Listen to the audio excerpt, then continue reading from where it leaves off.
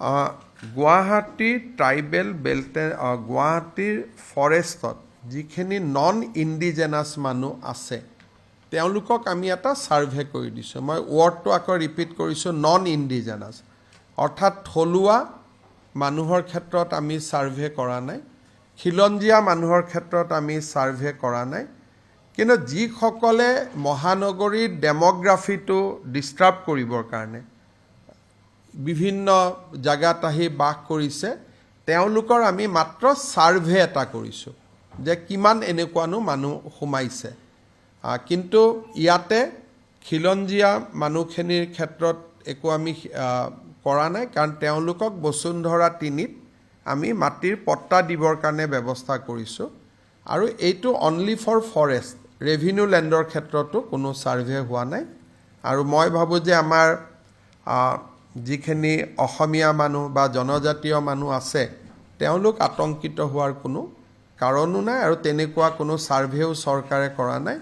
Survey is strictly limited to non indigenous people, যিটো তিনিটা প্ৰজন্ম যিটো আমাৰ ইয়াতে নাই। তিনিটা প্ৰজন্ম, ধৰ্মৰ লগত কথা নাই।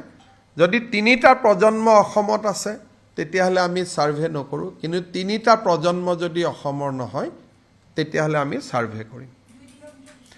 2 দিনৰ ভিতৰত উচ্ছেদ কৰাটো সম্ভৱ নহয়, গোটেই মানুহবোৰ উৰিয়াম ঘাটতে লাগি আছে। এতিয়া 2 দিনৰ কথাটো একো নাই, কিন্তু যিকোনো দিনতে আমি গুৱাহাটীখনকো অলপ খালী কৰিব লাগিব, নহ'লে গুৱাহাটীৰ বোজ অলপ বাঢ়ি গৈছে। গুৱাহাটীয়ে ইমান মানুহ ল'বই নোৱাৰে। গুৱাহাটীত যদি থাকিব পাৰে 10 লাখ মানুহ আছে, 20 লাখ, গতিকে কিন্তু আমাৰ মই 2-এখন পেপাৰত দেখোঁ যে অলপ আমাৰ থলুৱা মানুহখিনিক আতংকিত কৰি দিব খোজে। এই চৰকাৰে থলুৱা মানুহৰ মাটি উচ্ছেদ কৰাৰ কোনো চিন্তাও কৰা নাই। গতিকে কথাটো মই আজি আকৌ এবাৰ ৰিপিট কৰি দিছোঁ। মই দেখি আছোঁ যে 2-এখন পেপাৰে হেডলাইনটো কৰি খিলঞ্জীয়া থলুৱা মানুহৰ কথা কয়, আৰু তেওঁলোকে এটা পেনিক সৃষ্টি কৰি কাবাক বচাব চেষ্টা কৰে। কিন্তু মই ভাবোঁ যে ৰাইজে আমাক বিশ্বাস কৰে, গতিকে কোনো পেনিক নহয়।